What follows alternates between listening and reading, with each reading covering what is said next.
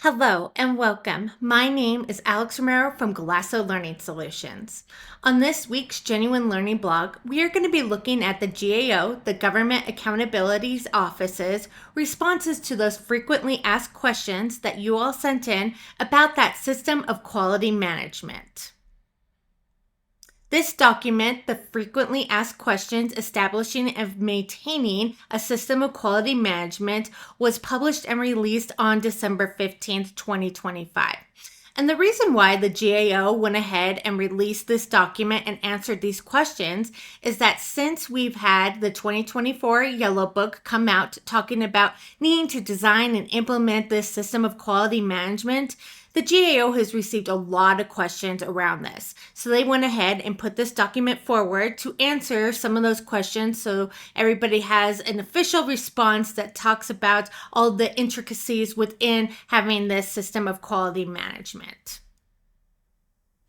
The one thing that you might have noticed on here is there was one small issue with this. So this document from the GAO was released on December 15, 2025, which just happened to be the same date that we all were supposed to have our system of quality management implemented.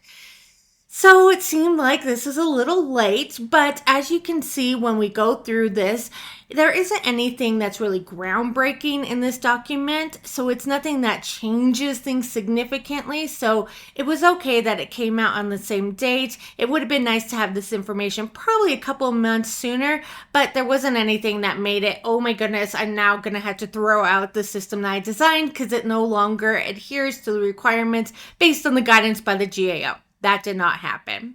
One thing I do want to note here on the bottom is that if you are a federal government audit organization, so you do federal government audits, you were able to defer that design and implementation of the system of quality management until no later than March 16th of 2026. And this really has to do with the lapse of appropriations when we had the shutdown in October and the beginning of November. So this guidance has 3 sections in it. Our first one is going to be looking at the system of quality management and that risk assessment process. So that first step that you kind of go through. The second section is going to be concentrating on quality management, monitoring, and that remediation process. Lastly, our third section is going to be looking at the engagement quality reviews. Within this document, we did have a couple of new figures that were included. So in section 1, we do have this nice figure that shows that the figure is the quality management risk assessment process. And so it's going to show that process. And what you will notice here is that it's a continuous circle. So your first step is going to be establishing those quality objectives. Then what are those risks to those objectives? And then how are we going to design our system to really mitigate those risks?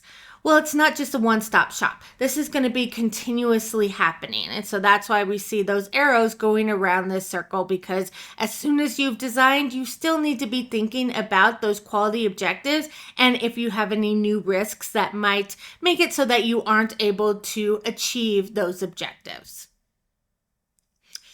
Each of these sections is going to have a number of questions and the GAO's responses to them. So in our first section, there are 11 questions.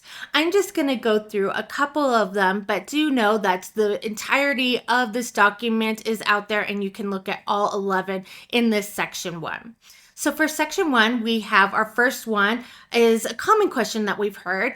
I actually already implemented a system. I had clean peer review, so I went with the 2018 requirements. So do I really need to have a whole new set of policies and procedures?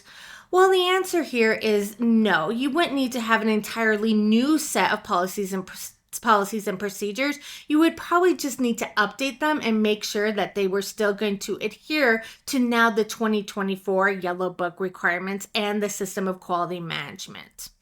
Our second question that we see a lot is, when does that initial risk assessment need to be performed?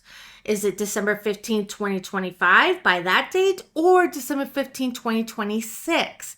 And the answer to this is that you needed to have that risk assessment completed by December 15, 2025, so that then you could create your system of quality management. And then by 2026, or that year after you've implemented that system, you would be looking at the evaluation to see how it went through that first year.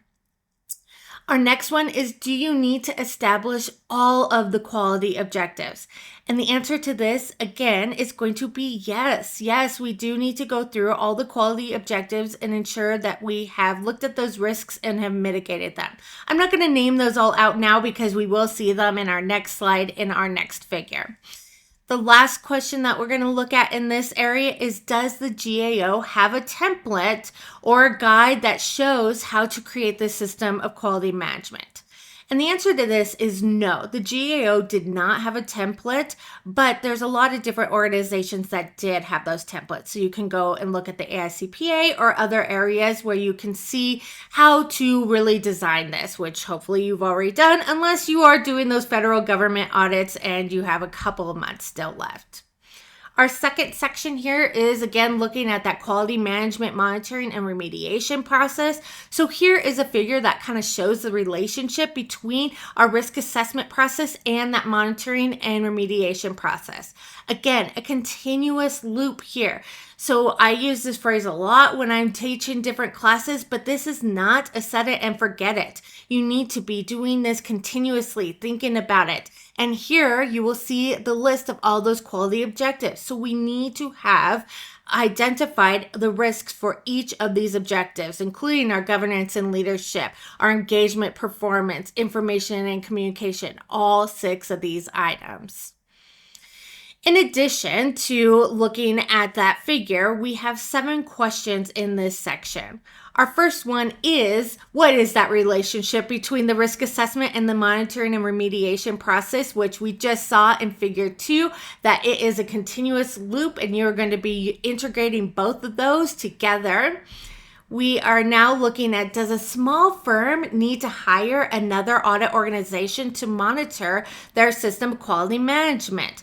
And the answer to this is no. Now, it might be helpful if you do have outside eyes looking at this, educated outside eyes, but you can do this internally if you have a small firm. It sometimes is hard to kind of pull yourself out of the day-to-day and look at the system. And so that's why people have questioned, well, do I need to have somebody that's not going to be doing the day-to-day work? And the answer is no, you can do it, but you just need to be aware that you might have some bias in there because you are more involved in the actual system itself. The last question we're looking at on here is, what's the difference between an engagement quality review and an engagement inspection? So really the engagement quality review is doing this proactively, ensuring that the audit organization has met those quality objectives before we've gone through and we've done the report and submitted the report. An engagement inspection is going to be the opposite. It's going to be looking at everything retroactively. Our last section here is section 3 about the engagement quality reviews. We have 4 questions in this area. One of them happens to talk about our Yellow Book CPE. So does that engagement quality reviewer need to have Yellow Book CPE if they're not performing Yellow Book engagements? Now, looking at that question as it's written, the answer would be no. However, there are a lot of different rules and stipulations in there about Yellow Book CPE, so make sure you know them before you just say, no, this individual doesn't need to have any Yellow Book CPE. Our next question on here is that Yellow Book is going to require that the engagement quality review to be completed before we issue our report. Now, the question that's coming from firms is, how do we issue a timely report then? Well, the answer to this is kind of comical, but they are saying basically don't wait till the last minute. You can be doing this review while you're conducting the audit so that only the last little bit needs to be completed, and so you'd be able to issue your report in a timely manner. So what are our key takeaways from this? First off, that the GAO has answered a lot of those frequently asked questions that were out there, talking about really establishing, implementing, and then also maintaining that system of quality management.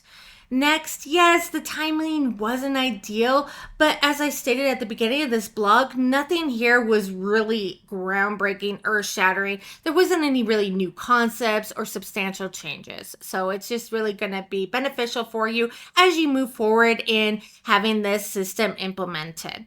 And lastly, that we had the questions really address that QM process. What are we going to be doing for our monitoring and remediation processes? And then some of those specific questions about that individual that is going to be that engagement quality reviewer. So the effective date on this was as of the release day of the report, which was December 15, 2025. Also, don't forget that GLS has a wonderful audit staff level training. We do 4 different levels, your new hire and interns, all the way up to your experienced seniors. And we have that schedule all the way until mid-2026. So scan that QR code if you're interested in those. Jacqueline Vino is our instructor on those, does an amazing job. And it's only $500 for your team to go through this audit training at each of those levels. So thank you so much for joining me as we finally got some of the answers that we were so craving from the GAO about implementing and maintaining that system of quality management. Have a wonderful week and we'll see you next time. Bye-bye.